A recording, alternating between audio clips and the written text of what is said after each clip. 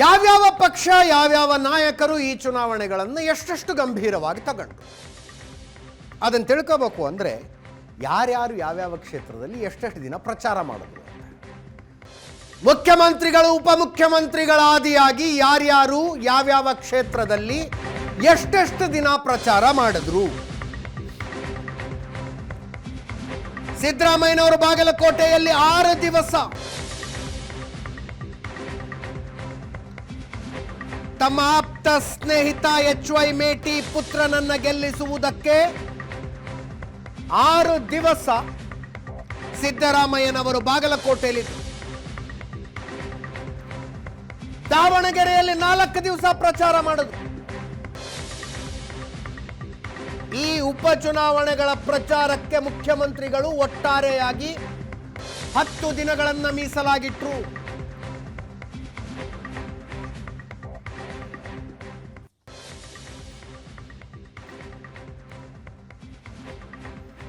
ಇನ್ನೊಂದು ಕಡೆ DCM DK Shivakumar ಅವರು ದಾವಣಗೆರೆಯಲ್ಲಿ 5 ದಿನ, ಬಾಗಲಕೋಟೆಯಲ್ಲಿ 2 ದಿನ.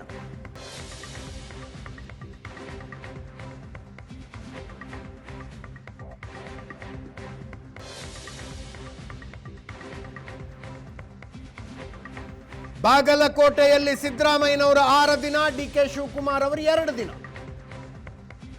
ದಾವಣಗೆರೆಯಲ್ಲಿ ಸಿದ್ದರಾಮಯ್ಯನವರು 4 ದಿನ, DK ಶಿವಕುಮಾರ್ ಅವರು 5 ದಿನ. ಬಿಜೆಪಿಯ ಕಡೆ ನೋಡೋದಾದ್ರೆ ಬಾಗಲಕೋಟೆಯಲ್ಲಿ ಯಡಿಯೂರಪ್ಪನವರು 3 ದಿನ, ವಿಜಯೇಂದ್ರ ಅವರು 3 ದಿನ, R ಅಶೋಕ್ 2 ದಿನ, ಶ್ರೀರಾಮುಲು 8 ದಿನ, ಕುಮಾರಸ್ವಾಮಿ ಅವರು 1 ದಿನ.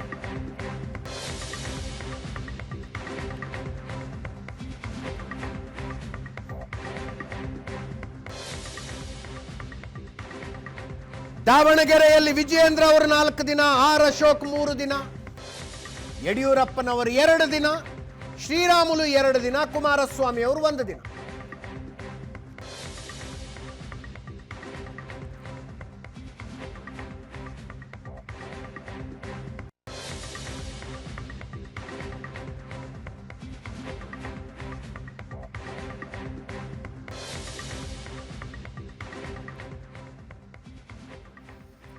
ನನ್ನ ಕೊಲೀಗ್, ನಮ್ಮ ಪೊಲಿಟಿಕಲ್ ಎಡಿಟರ್ ಪ್ರಶಾಂತ್ ನಾಥ್ ನೇರ ಸಂಪರ್ಕದಲ್ಲಿದ್ದಾರೆ.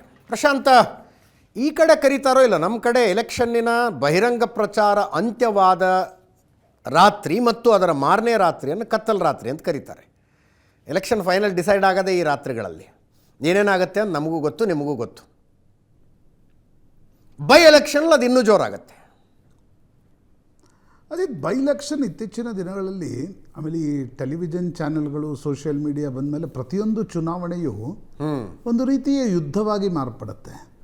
ಪ್ರತಿಯೊಂದು ಚುನಾವಣೆಯ ಗೆಲುವು ಮತ್ತು ಸೋಲು ಆಯಾ ಸರ್ಕಾರದ ಸ್ಥಿರತೆಯ ಮೇಲೆ, ಆಯಾ ಸರ್ಕಾರವನ್ನು ಜನರು ನೋಡುವ ದೃಷ್ಟಿಕೋನದ ಮೇಲೂ ಕೂಡ ವ್ಯಾಪಕವಾಗಿರ್ತಕ್ಕಂಥ ಪರಿಣಾಮವನ್ನು ಬೀರುತ್ತೆ.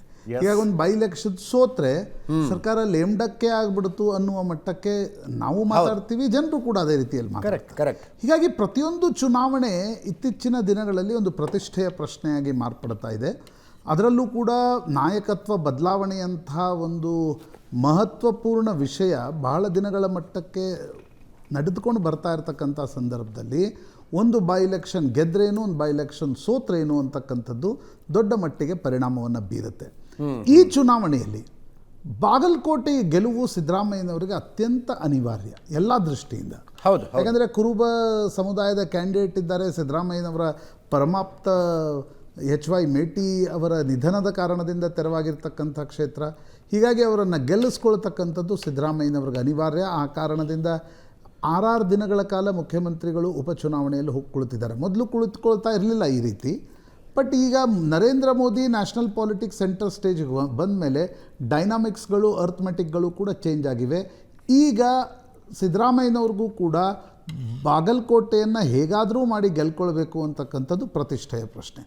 ಈ ಕಡೆ ದಾವಣಗೆರೆಗೆ ಬಂದರೆ ಅಲ್ಲೊಂದು ಸಣ್ಣ ಮಟ್ಟದ ಕಿರಿಕಿರಿ ಜಮೀರ್ ಅಹ್ಮದ್ ಮತ್ತು DK ಶಿವಕುಮಾರ್ ಇರ್ಬೋದು, ಜಮೀರ್ ಅಹ್ಮದ್ ಮತ್ತು SS ಮಲ್ಲಿಕಾರ್ಜುನ್ ನಡುವೆ ನಡೆದಿದೆ. ಈಗ ಅದರ ಹಿಂದೆ ಸಿದ್ದರಾಮಯ್ಯನವರು ಇದ್ದಾರಾ ಇಲ್ವಾ ಅಂತಕ್ಕಂಥದ್ದು ಪ್ರಾಯಶಃ ಚುನಾವಣೆಯ ಫಲಿತಾಂಶದ ದಿನ ಎಷ್ಟು ಮತಗಳು ಬರ್ತವೆ, ಫಲಿತಾಂಶ ಏನು ಬರುತ್ತೆ ಅನ್ನೋದ್ರ ಮೇಲೆ ಸ್ಪಷ್ಟವಾಗಿ ಬಟ್ ಹೇಳ್ಬೋದು. ಸಿದ್ದರಾಮಯ್ಯನವರಂತೂ ತಮ್ಮ ಕರ್ತವ್ಯ ನಿಭಾಯಿಸಿದ್ರು ಅಲ್ಲಿ ದಾವಣಗೆರೆ. ಈಗ ಸಿದ್ದರಾಮಯ್ಯನವ್ರು ನಾನು ಅಲ್ಲಿ ಹೋಗಲ್ಲ ಅಂತಕ್ಕಂಥದ್ದನ್ನು ಹೇಳಲಿಕ್ಕೆ ಸಾಧ್ಯ ಇಲ್ಲ. ಬಟ್ ಜಮೀರ್ ಅಹ್ಮದ್ ಮತ್ತು ನಜೀರ್ ಏನು ಮುನಿಸ್ಕೊಂಡ್ರು ಅದು ಸಮುದಾಯದ ಕಾರಣದಿಂದ ಮುನಿಸ್ಕೊಂಡ್ರ ಅಥವಾ ಸಿದ್ದರಾಮಯ್ಯನವರ ಸಿದ್ದರಾಮಯ್ಯನವರು ಮತ್ತು ಡಿ ಕೆ ಶಿವಕುಮಾರ್ ನಡುವಿನ ಜಗಳದ ಕಾರಣದಿಂದ ಒಂದು ಕಾರ್ಡ್ ಆಡಿದ್ರ ಅಂತಕ್ಕಂಥದ್ದು ಮೇನ್ ಹಾಕಕ್ಕೆ ಸ್ಪಷ್ಟಗೊಳ್ಳುತ್ತೆ. ಎಸ್ ಮಲ್ಲಿಕಾರ್ಜುನ್ಗೆ ಡಿ ಕೆ ಶಿವಕುಮಾರ್ ಪಟ್ಟು ಹಿಡಿದು ಟಿಕೆಟ್ ಕೊಡಿಸಿದ್ರು. ಮುಸ್ಲಿಂ ನಾಯಕರು ಕೆಲವರು ಜೊತೆಗೆ ಬಂದರು, ಕೆಲವರು ಜೊತೆಗೆ ಬರಲಿಲ್ಲ. ಈಗ ಜಮೀರ್ ಕೇರಳದಿಂದ ಬಂದರೂ ಕೂಡ ಪ್ರಚಾರ ಮಾಡಲಿಕ್ಕೆ ಒಪ್ಪಲಿಲ್ಲ. ಹೌದು. ಹೀಗಿರುವಾಗ ಕೊನೆಗೆ ಮುಸ್ಲಿಂ ಸಮುದಾಯ ಏನು ಮಾಡುತ್ತೆ ಅಂತಕ್ಕಂಥದ್ದು ಕೇವಲ ದಾವಣಗೆರೆ ಸಿದ್ದರಾಮಯ್ಯ ಡಿ ಕೆ ಶಿವಕುಮಾರ್ ಅಲ್ಲ, 2028 ದೃಷ್ಟಿಯಿಂದ ಕೂಡ ಬಹಳ ಮಹತ್ವಪೂರ್ಣವಾಗಿರ್ತಕ್ಕಂಥ ಸಂಗತಿ. ನಾನು ಈಗಲೇ ಶರ ಬರೆಯಲ್ಲ, ಇಲ್ಲ ಬೈ ಎಲೆಕ್ಷನ್ ರಿಸಲ್ಟ್ಸ್ಗಳು 28ಕ್ಕೆ ದಿಕ್ಸೂಚಿ. ಯಾಕಂದರೆ ಗುಂಡ್ಲುಪೇಟೆ ನಂಜನಗೂಡಿನಂಥ ಚುನಾವಣೆಯನ್ನು 2018 ನಡೆದಾಗಲೇ ನಾವು ನೋಡಿದ್ದೀವಿ. ಕಾಂಗ್ರೆಸ್ ಜನರಲ್ ಎಲೆಕ್ಷನ್ ಸೋತರು. ಸಿ ವೋಟರ್ ಇನ್ನೇನು ಕಾಂಗ್ರೆಸ್ ಅಧಿಕಾರಕ್ಕೆ ಬಂದೇ ಬಿಡ್ತು ಅಂತ ಹೇಳ್ತು. ಅಷ್ಟರಲ್ಲಿ ಸಂಭವಿಸ್ತು. ಯತೀಂದ್ರ ಹೋಗಿ ವರುಣಾಗ್ ನಿಂತು ಸಿದ್ದರಾಮಯ್ಯನವರು, ಚಾಮುಂಡೇಶ್ವರಿಗೆ ನಿಂತು, ನಂತರ ಬಾದಾಮಿಗೆ ಹೋಗಿ ಏನೇನು ಆಗಬಾರ್ದು ಅದೆಲ್ಲವೂ 1 ತಿಂಗಳು 2 ತಿಂಗಳಲ್ಲಿ ನಡೆದು ಹೋಯಿತು. ಹೀಗಾಗಿ ಈಗಲೇ ಶರ ಬರೆಯೋದಾಗಲ್ಲ. ಬಟ್ ಬೈ ಎಲೆಕ್ಷನ್ಸ್ ಕಾಂಗ್ರೆಸ್ಗೆ ಹೇಗೆ ಮುಖ್ಯವೋ ಹಾಗೆ BJPಯ ದೃಷ್ಟಿಯಿಂದ ಕೂಡ ಮಹತ್ವಪೂರ್ಣ. ಲೋಕಸಭಾ ಚುನಾವಣೆಗೆ ಮುಂಚೆ ವಿಜಯೇಂದ್ರ ರಾಜ್ಯ BJP ಅಧ್ಯಕ್ಷರಾಗಿ ಬಂದರು. ಲೋಕಸಭಾ ಚುನಾವಣೆಯಲ್ಲಿ ಅಷ್ಟೊಂದು ಒಗ್ಗಟ್ಟು ಕಾಣಲಿಲ್ಲ. ಬಟ್ ನರೇಂದ್ರ ಮೋದಿ ಹೆಸರಿನ ಕಾರಣದಿಂದ ಒಂದು ಡೀಸೆಂಟ್ ಆಗಿರ್ತಕ್ಕಂಥ ಪರ್ಫಾರ್ಮೆನ್ಸ್ ಕರ್ನಾಟಕದ BJPಗೆ ಬಂದಿತ್ತು. ಕಳೆದ ಬಾರಿಗೆ ಹೋಲಿಸಿದರೆ ಸೀಟ್ಗಳನ್ನು ಕಳ್ಕೊಂಡಿದ್ರು. ಕಳೆದ ಬಾರಿ 25 ಗೆದ್ದಿದ್ರು. ಆದರೆ ಹಳೆ ಮೈಸೂರು ಭಾಗದಲ್ಲಿ JDS ಜೊತೆ ಮೈತ್ರಿಯ ಕಾರಣದಿಂದ BJP ಕಾಂಗ್ರೆಸ್ಸನ್ನು ಹಿಮ್ಮೆಟ್ಟಿಸಿತು. ಅದಾದ ನಂತರ 3 ಬೈ ಎಲೆಕ್ಷನ್ಸ್ನಲ್ಲಿ BJP ಸೋಲ್ತು. ಚನ್ನಪಟ್ಟಣ, ಸಂಡೂರು ಮತ್ತು ಶಿಗ್ಗಾಂವ್. ಅದಾದಮೇಲೆ ನಡೀತಾ ಇರತಕ್ಕಂಥ ಮಹತ್ವಪೂರ್ಣ ಚುನಾವಣೆ ಇದು. ಒಂದು ಕಡೆ ನಾಯಕತ್ವ ಬದಲಾವಣೆ, ಇನ್ನೊಂದು ಕಡೆ BJPಯಲ್ಲೂ ಕೂಡ ಒಡೆದ ಮನೆ ಏನಾಗಿತ್ತು ಅದು as far as this elections R concern ಅದು ಒಗ್ಗಟ್ಟಾಗಿ ಬಂದಿದ್ದು ಮೇಲ್ನೋಟಕ್ಕೆ ಸ್ಪಷ್ಟವಾಗಿ ಕಾಣುತ್ತೆ.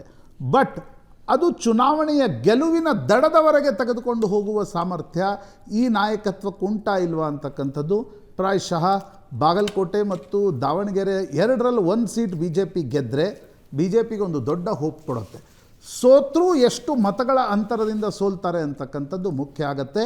ಮತ್ತು ಯಾವ್ಯಾವ ಸಮುದಾಯದ ವೋಟ್ಗಳು ಬಂದಿವೆ, ಯಾವ್ಯಾವ ಪಾಕೆಟಲ್ಲಿ ಬಂದಿವೆ. ಯಾಕಂದರೆ ಬಾಗಲಕೋಟೆನೂ ಕೂಡ ಒಡೆದ ಮನೆಯೇ BJPಗೆ. ದಾವಣಗೆರೆ ಹೇಗೆ ಒಡೆದ ಮನೆ ಇತ್ತು BJPದು, ಅದು ಸಿದ್ದೇಶ್ವರ್ ಅವರಿಗೆ ಪರಮಾಪ್ತರಿಗೆ ಟಿಕೆಟ್ ಕೊಟ್ಟು ಅದನ್ನು ಪ್ಯಾಸಿಫೈ ಮಾಡ್ತಕ್ಕಂಥ ಪ್ರಯತ್ನ ನಡೀತು. ಯಾಕಂದರೆ 24ರ ಚುನಾವಣೆಯಲ್ಲಿ ಸಿದ್ದೇಶ್ವರ್ ಅವರ ಮೇನ್ ಅಸಮಾಧಾನ ಇದ್ದಿದ್ದು ಎಲ್ಲರೂ ಕೂಡಿ ನನ್ನನ್ನು ಸೋಲಿಸಿದರು ಅಂತ. ಈ ಬಾರಿ ಅವರು ಹೇಳಿದವ್ರಿಗೆ ಟಿಕೆಟ್ ಕೊಟ್ಟು ಅವರನ್ನು ಪ್ಯಾಸಿಫೈ ಮಾಡಿ ಚುನಾವಣೆಯಲ್ಲಿ ಒಂದು ಏಕತ್ರಿತವಾಗಿ ಹೋಗ್ತಕ್ಕಂಥ ಪ್ರಯತ್ನ ಏನು ಯಡಿಯೂರಪ್ಪ, ವಿಜಯೇಂದ್ರ ಮತ್ತು ಇತರ ನಾಯಕರು ಮಾಡಿದರು. ಅದು ದಾವಣಗೆರೆಯಲ್ಲಿ ಯಶಸ್ಸು ಕೊಟ್ಟಂತೆ ಕಾಣ್ತಾ ಇದೆ. ಬಾಗಲಕೋಟೆಯಲ್ಲಿ ಏನು ನಿರಾಣಿ ಒಂದು ಕಡೆ ಮುಖ ಮಾಡಿದರು, ವೀರಣ್ಣ ಚರಂತಿಮಠ್, ಕಾರಜೋಳ್ ಒಂದು ಸೈಡ್ ಇದ್ದರು, PH ಪೂಜಾರ್ ಇನ್ನೊಂದು ಬದಿ ಇದ್ದರು. ಅವರನ್ನು ಕೂಡ ಚುನಾವಣೆಯ ಪ್ರಚಾರದಲ್ಲಿ ಒಟ್ಟಾಗ್ತಿರ್ತಕ್ಕಂಥ BJPಯ ಪ್ರಯತ್ನ ಏನಿತ್ತು ಅದು ಯಶಸ್ವಿಯಾಗಿದೆ. ಹೀಗಾಗಿ ದಾವಣಗೆರೆಯಲ್ಲಿ ಎಷ್ಟು ಗಂಭೀರವಾಗಿದೆಯೋ ಈ ಪ್ಯಾಚಪ್ ಗೊತ್ತಿಲ್ಲ, ಬಟ್ ಬಾಗಲಕೋಟೆಯಲ್ಲಿ ಗಂಭೀರವಾಗಿದೆ. ಅಲ್ಲ ಅದೇ ದಾವಣಗೆರೆಯಲ್ಲೂ ಕೂಡ ದೊಡ್ಡ ಮಟ್ಟದ ಕಂದಕ ಏನು ಕಾಣಲಿಲ್ಲ. ಅಂದರೆ ಚುನಾವಣೆ ಸಂದರ್ಭದಲ್ಲಿ ಹೇಳಿಕೆ ಎಕ್ಸಾಕ್ಟ್ಲಿ ಎಸ್ ಆ ರೀತಿ ಕರ್ನಾಟಕದ BJP ಯಾವುದಕ್ಕೆ ಹೆಸರುವಾಸಿಯೋ ಚುನಾವಣೆಯ ಸಂದರ್ಭದಲ್ಲಿ ಒಬ್ಬರು ಬಂದು ಬೈಟ್ ಕೊಡ್ತಾರೆ. ಹೌದು, ಆ ರೀತಿಯ ಯಾವುದೇ ಪ್ರಯತ್ನಗಳು ನಡೀಲಿಲ್ಲ. ಆ ಮಟ್ಟಕ್ಕೆ BJP ಒಂದು ರೀತಿಯ ಏಕತ್ರಿತವಾಗಿ ಚುನಾವಣೆ ಎದುರಿಸ್ತಕ್ಕಂಥ ಪ್ರಯತ್ನ ಮಾಡಿತು. ಬಟ್ ಸಿದ್ದರಾಮಯ್ಯನವರು 6 ದಿವಸ ಹೋಗಿ ಕುಳಿತಿದ್ದಾರೆ. ಅದರ ಹೊರತಾಗಿಯೂ ಕೂಡ ಬಾಗಲಕೋಟೆಯಲ್ಲಿ ವೀರಣ್ಣ ಚರಂತಿಮಠ್ ಗೆಲ್ತಾರ. ದಾವಣಗೆರೆಯಲ್ಲಿ ಮುಸ್ಲಿಂ ಮತಗಳು ಎಷ್ಟು ಸದ್ದು ಮಾಡ್ತು ಕಳೆದ 10-12 ದಿನಗಳಲ್ಲಿ, ಅಷ್ಟರ ಮಟ್ಟಿಗೆ ಒಡೆಯತ್ತಾ. ಕಾಂಗ್ರೆಸ್ಗೊಂದು 20,000 ಮುಸ್ಲಿಂ ಮತಗಳು ಕಡಿಮೆ ಆದರೆ ಚುನಾವಣೆ 4,000-5,000ದಲ್ಲಿ ಡಿಸೈಡ್ ಆಗ್ಲಿಕ್ಕೆ ಬರುತ್ತೆ. 50,000-52,000 BJPಯ ಟ್ರಸ್ಟೆಡ್ ವೋಟರ್ಸ್ ಇದ್ದಾರೆ ಅಲ್ಲಿ ದಾವಣಗೆರೆ ಆ ಕಾನ್ಸ್ಟಿಟ್ಯೂನ್ಸಿಯಲ್ಲಿ. ಹೀಗಾಗಿ ಆ ಚುನಾವಣೆ ಹೇಗಾಗತ್ತೆ ಅಂತಕ್ಕಂಥದ್ದು ದಾವಣಗೆರೆಯಲ್ಲಿ ಮುಸ್ಲಿಂ ಮತಗಳು ಎಷ್ಟು ಹೊಡಿತವೆ ಅನ್ನೋದು ಡಿಸೈಡ್ ಆದರೆ, ಬಾಗಲಕೋಟೆಯಲ್ಲಿ ನನಗನ್ಸುತ್ತೆ ಬಟ್ ದಾವಣಗೆರೆಯಲ್ಲಿ ಓಡಾಡ್ತಾ ಇರೋರು ಮುಸ್ಲಿಂ ಅಂಡರ್ ಕರೆಂಟ್ ಏನು ಅನ್ನೋದನ್ನು ಜಡ್ಜ್ ಮಾಡೋಕ್ಕಾಗ್ತಿಲ್ಲ ಅಂತಾರೆ. ಅಜಿತ್, ನನಗನ್ಸುತ್ತೆ ಅದು 9ನೇ ತಾರೀಕು ಅವರು ವೋಟರ್ ಬೂತ್ಗೆ ಬರೋವರೆಗೂ ನಿಮ್ಗೆ ಜಡ್ಜ್ ಮಾಡೋಕ್ಕಾಗಲ್ಲ. ಒಂದು ಕತ್ತಲ ರಾತ್ರಿಯ ಪ್ರಭಾವ ಏನು, ಹೌದು, ಇನ್ನೊಂದು ಬೈ ಡಿಫಾಲ್ಟ್ ಕಾಂಗ್ರೆಸ್ಗೆ ಓಟ್ ಹಾಕ್ತಕ್ಕಂಥ ಮುಸ್ಲಿಮರ ಒಂದು ಪರಂಪರೆ ಏನಿದೆ, ಅಥವಾ ಪರಿಪಾಠ ಅಂತ, ಪರಂಪರೆ ಅಲ್ಲ ಅದು ಪರಿಪಾಠ. ಆ ಪರಿಪಾಠಕ್ಕೆ ಅನುಗುಣವಾಗಿ ಮುಸ್ಲಿಮರು ಮತ್ತೆ ಬಂದು ಕಾಂಗ್ರೆಸ್ಗೆ ಓಟ್ ಹಾಕ್ತಾರ, ಅಥವಾ ಇಲ್ಲ ಈ ಬಾರಿ ಏನೋ ಒಂದು ಪಾಠ ಕಲಿಸ್ತೀವಿ ಅಂತಕ್ಕಂಥದ್ದು ಹೋಗ್ತಾರ. ಒಂದು ವೇಳೆ ಆ ಪಾಠ ಕಲಿಸ್ಲಿಕ್ಕೆ ಹೋದ್ರೆ it will be costliest affair for Karnataka Congress in future. Of course, ಹೌದು. ಮತ್ತು ನಾಯಕತ್ವ ಬದಲಾವಣೆಯ ಮೇಲೂ ಅದರ ಬೇರಿಂಗ್ ನಿಶ್ಚಿತವಾಗಿರುತ್ತೆ. ಒಂದು ವೇಳೆ ಇಲ್ಲ ಇಷ್ಟೆಲ್ಲ ಸದ್ದಿನ ಹೊರತಾಗಿಯೂ ಕೂಡ ಒಂದು 10-12 ಸಾವಿರ ಓಟ್ ಹೊಡೆದು ಮುಸ್ಲಿಮರು ಎನ್ಮಾಸ್ ಆಗಿ ಕಾಂಗ್ರೆಸ್ಗೆ ಓಟ್ ಹಾಕಿದ್ರು ಅಂತಂದರೆ ನನಗನ್ಸುತ್ತೆ ನಾಯಕತ್ವ ಬದಲಾವಣೆಯ ದೃಷ್ಟಿಯಿಂದ ಕೂಡ ಯಾವುದೇ ಇಫೆಕ್ಟ್ ಇದೆ ಅಲ್ವಾ, that will have A bearing ಅಂತ ನನಗನ್ಸುತ್ತೆ. ಎಸ್ ಬಾಗಲಕೋಟೆಯಲ್ಲಿ ಆ ರೀತಿಯ ವೋಟ್ ಬ್ಯಾಂಕ್ ಸಮಸ್ಯೆ ಅಂತೂ ಯಾರಿಗೂ ಏನೂ ಇಲ್ಲ. Ajit, Bagalkot traditional voting pattern continue ಆಗೋ ಆ ಥರ ಇದೆ. ಅಲ್ಲ Ajit, traditional voting pattern continue ಆಗೇ ಆಗುತ್ತೆ. ಯಾಕಂದರೆ 2 ಸಮುದಾಯದ 2 ಅಭ್ಯರ್ಥಿಗಳಿದ್ದಾರೆ. ಇಂಪಾರ್ಟೆಂಟ್ ಈ ಸಣ್ಣ ಸಮುದಾಯಗಳೇನಿವೆ, ಈಗ ಜಾರಕಿಹೊಳಿ ಅವ್ರನ್ನ ಹೋಗಿ ಕೂರಿಸಿದ್ದು ಯಾಕೆ? ಸಣ್ಣ ಸಮುದಾಯಗಳನ್ನು ಮನವೊಲಿಸಿ ನಮ್ಮ ಕಡೆ ತೆಗೆದುಕೊಂಡು ಬನ್ನಿ ಅಂತ. ಸಾಕಷ್ಟು ಸಣ್ಣ ಸಮುದಾಯಗಳಿವೆ. ಅವು ಮಡಿವಾಳರಿಂದ ಹಿಡಿದು ಭಾವಸಾರ ಕ್ಷತ್ರಿಯಿಂದ ಹಿಡಿದು ಪಟೇಗಾರ ಸಮುದಾಯದಿಂದ ಹಿಡಿದು ದೊಡ್ಡ ಸಂಖ್ಯೆಯಲ್ಲಿ, ಈಗ ಕುರುಬರು ದೊಡ್ಡ ಸಂಖ್ಯೆಯಲ್ಲಿದ್ದಾರೆ. ಇವೆಲ್ಲವೂ ಕೂಡ ಹೇಗೆ ಪರಿಣಾಮ ಬೀರುತ್ತೆ ಅಂತಕ್ಕಂಥದ್ದು ಬಾಗಲಕೋಟೆಯಲ್ಲಿ ಅದರ ಫಲಿತಾಂಶದ ಮೇಲೆ ಅವಲಂಬಿತ. ಕಳೆದ ಬಾರಿ ವೀರಣ್ಣ ಚರಂದಿಮಠ ಹೇಳಿದರು, ನನಗೆ ಒಳ ಮೀಸಲಾತಿ ಕೊಟ್ಟಷ್ಟು ಹೊಡೆತ ನನ್ನ ತಮ್ಮ ಕೊಡಲಿಲ್ಲ ಅಂತ ಹೌದು ವೀರಣ್ಣ ಚರಂದಿಮಠ. ಹೌದು. ಅದರ ಅರ್ಥ ಈ ಬಾರಿ ಒಳ ಮೀಸಲಾತಿ ಯಾರಿಗೆ ಏಟ್ ಕೊಡುತ್ತೆ, ದಟ್ ವಿಲ್ ಡಿಸೈಡ್ ಬಾಗಲಕೋಟ್ ಅಂತ ನನಗನ್ಸುತ್ತೆ. ಎಸ್. ಅದರ ಜೊತೆಗೆ 6 ದಿನಗಳ ಪ್ರಚಾರ ಸಿದ್ದರಾಮಯ್ಯನವ್ರದ್ದು ಡೆಫಿನೆಟ್ಲಿ ಬಾಗಲಕೋಟೆಯಲ್ಲಿ ಅದರದ್ದೇ ಆದ ಇಂಪ್ಯಾಕ್ಟ್ ಮಾಡಿರುತ್ತೆ. DK ಶಿವಕುಮಾರ್ ಅವರು ದಾವಣಗೆರೆಯನ್ನು ಬಹಳ ಗಂಭೀರವಾಗಿ ತೆಗೆದುಕೊಂಡಿದ್ದಾರೆ, ಅದರದ್ದೇ ಆದಂಥ ಇಂಪ್ಯಾಕ್ಟ್ ಡೆಫಿನೆಟ್ಲಿ ಇರುತ್ತೆ.